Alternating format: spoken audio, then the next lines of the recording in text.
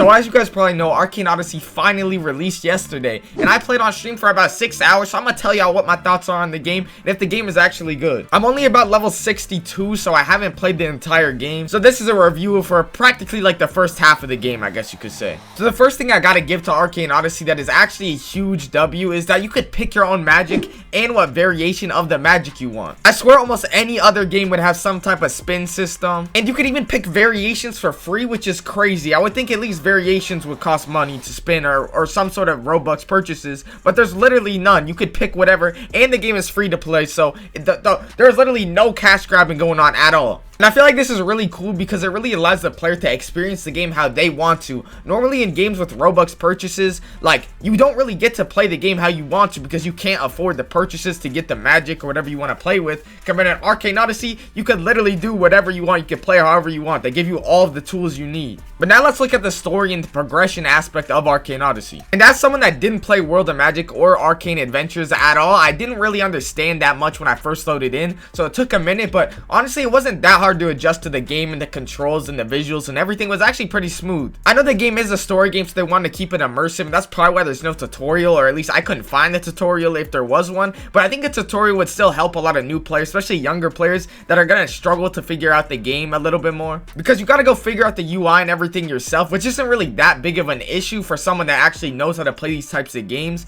or someone that just is willing to put in the time. But I can definitely imagine, especially like younger players, literally giving up really fast and being like, oh, I'm not doing all this, and just giving up on the game. But I do like the aspect of they don't hold your hand the whole time. They do help you out, like they give you markers of where stuff is. For example, if your quest is over there, they're gonna tell you, and I think that's necessary just so you know where to go and stuff and know how to play. But they also aren't holding your hand. You kind of have to figure some stuff out by yourself, and I feel like this makes the game feel more like a real world almost, especially with cool aspects. Since it's a survival aspect too, you got, like, you know, you gotta cook and do all these like real worldly things. It makes the game feel a lot more immersive and real in my opinion. But like I said, for this level of like immersion and realism, you do sacrifice some like quality of life and convenience in the game. I personally like it, but even if you don't like this sort of aspects in games, I feel like the other aspects of the game are still good enough that you could still really enjoy this game without it. For example, the story, which also progresses you throughout the game, which I think is really cool, that it makes it actually sort of interesting to progress in games, which is really, like, I don't even see this in any other Roblox game. Like, I'm not gonna lie, I'm not the biggest story guy, and I was skipping a lot of the dialogue because I was trying to level up fast to get to more content for my stream. But I feel like you could really sit down and relax and just enjoy the story of this game. I'll probably play on a different account, or not on a different file, and actually go slow and read the dialogue and really find out about more of the story aspect of the game, because I definitely missed a lot of stuff. But it's so much more interesting and interactive to go around and do different types of quests and stuff to progress throughout the game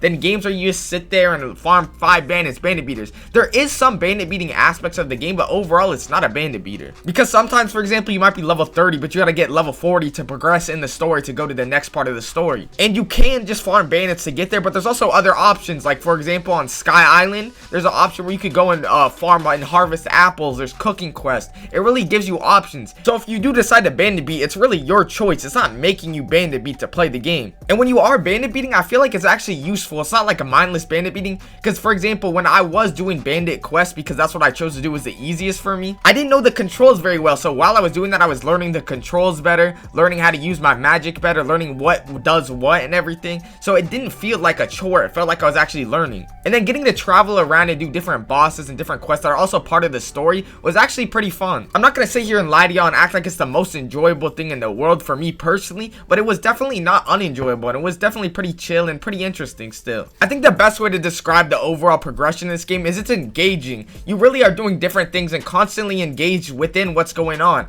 Like, I hate games where you just aren't even existing. Like, your mind is literally in other places. My mind was really never thinking about other stuff, and I just always felt like I was doing something that kind of was important. Even with small stuff, like you could steal stuff in the game, but it will mess with your reputation, and then you'll become a villain, you have a bounty and whatnot, and you probably don't want that, because then you're gonna get attacked by guards and stuff. But if you choose to do that, it's your own choice. Like I said, it really is open world. It really feels like a real RPG world. And then they further emphasize this with the classes. You can pick whatever class you want, whatever magic you want. Like I said, it's free too. All of it's free. So like, if you really want to use magma magic, for example, example, you really can use magma magic. Then you want to use a magma fighting style with it, like because you want to imbue it when you awaken, then you could do that. It's really up to you. And most people are going to be running different builds. You're not going to be running into a lot of people with the same build, unless they're running a lightning build, because everyone picked lightning. And lightning is really good too, by the way. So if y'all want to pick lightning, it's a good magic. I could make a separate video on all the magic if y'all are interested in that. And if y'all need a clan or a guild, we're going to be starting a guild in my Discord, so make sure to join the Discord if y'all are interested in that as well. But overall, comparing Arcane Odyssey to other games, for example, I can't remember a Roblox game that I've actually felt engaged during the progression.